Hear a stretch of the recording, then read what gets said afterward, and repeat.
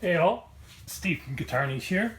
This is a 2018 SG Gibson Autumn Burst, I believe it is. Really super nice guitar. And the reason for this video is I'm going to illustrate how you can use different types and lengths of tools to measure the condition of the fretboard, how straight it is, where there may be issues with the frets and stuff like that.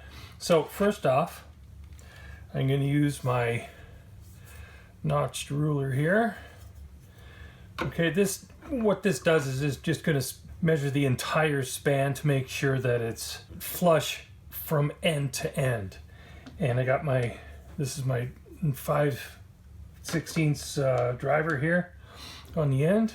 I'm gonna relax it a little bit and you'll see that just by taking a little pressure off the truss rod there, you've got a lot of wiggle in the middle here. And if I turn it about a quarter turn, which is pretty significant, okay? Now I'm into, it almost wants to, well actually it will. You can hear it rocking. So we have this sweet spot for the entire length of the fretboard, which is somewhere in the middle where, and I'm just feeling it through the center of the fretboard. I'm not going to be too specific about the outer edges and stuff because it's a relatively new guitar. It hasn't suffered any real issues yet. Anyway, so what this has done is given me a good read on the entire length of the fretboard. And as I turn it over, good here, good there.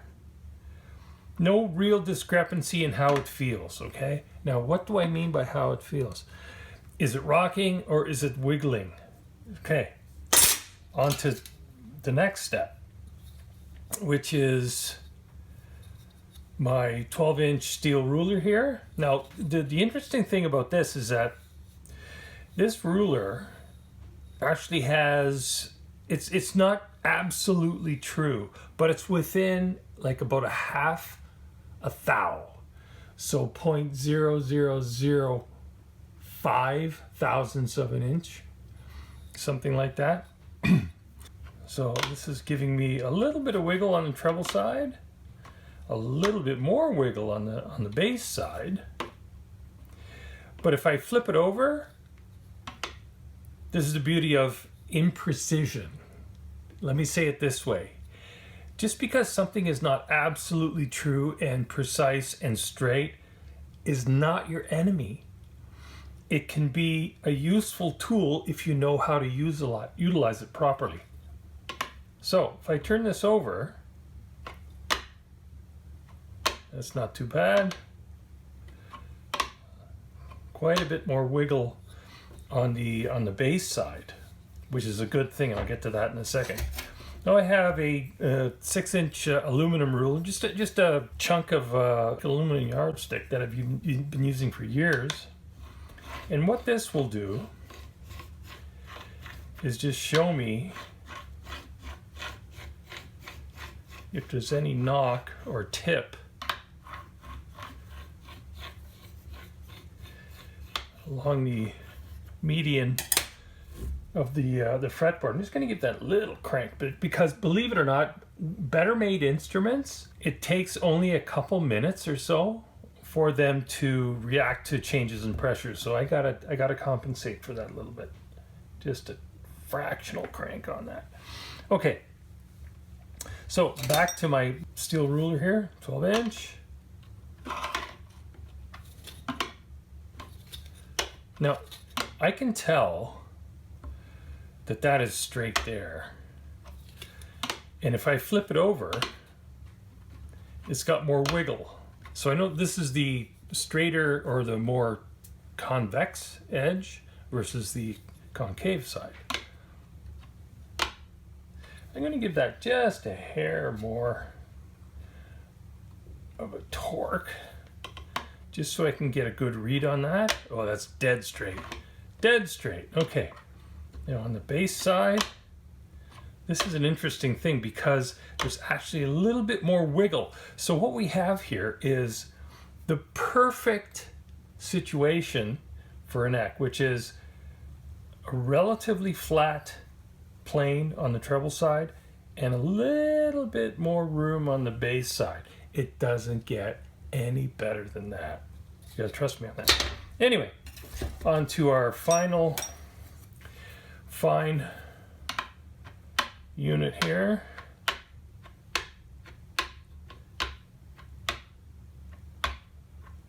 Now I'm going to take a little bit more time up around this area because the frets are condensed, and we may find, oh, what's that?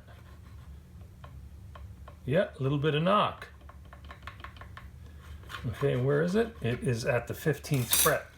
So we're going to take our handy StewMac ancient hammer here. Just give that a gentle knock. Still there a little bit. 15, yeah.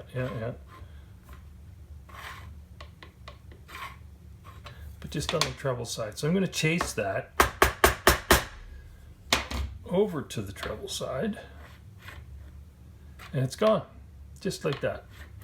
So the lesson here is you don't have to do any real serious leveling if you know how to read a neck properly and you can reseat the frets without having to level them. You can save hours of work because, let me explain it this way.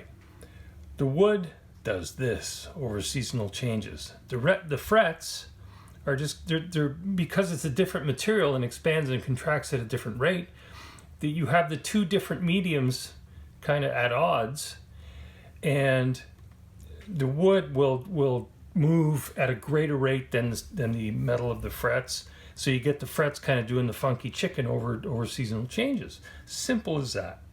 Okay, and if you do this properly, you can save an instrument and the client some financial burden and keep the instrument from unnecessary work and degradation. And because anytime you take a file to the frets, you remove material, that is a destructive process. Think conservatively, think about the instrument 50 years out, okay? Every instrument that is being produced today, at some point in the future, if it continues to exist in the world, is going to be vintage.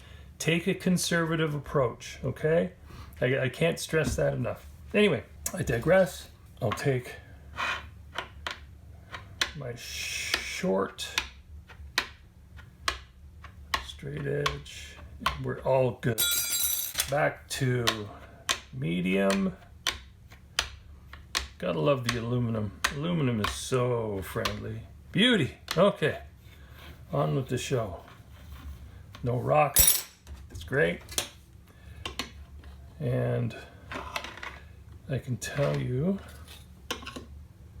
that this is the straighter side of this edge. And I'm going to give that a little crank because it's actually moved. I can tell just from...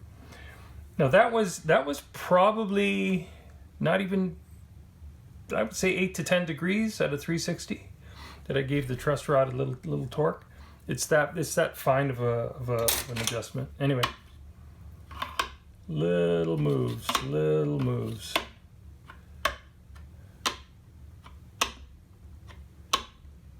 Lots of wiggle there. Virtually no wiggle through the middle here. I'm going to give that just another 5 degrees. Yep, just a little bit more. That's solid. Solid. And wiggle room on the bass side, which I love to see on the bass side. That's great. Okay, and as far as our general straightness, that's perfect. Through the middle, perfect.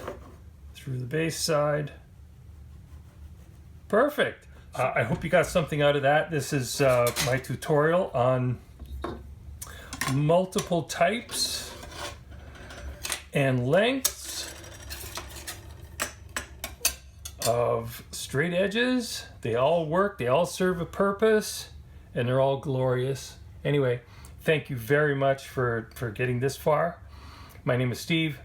As always, play loud, have fun, have a great day. Cheers!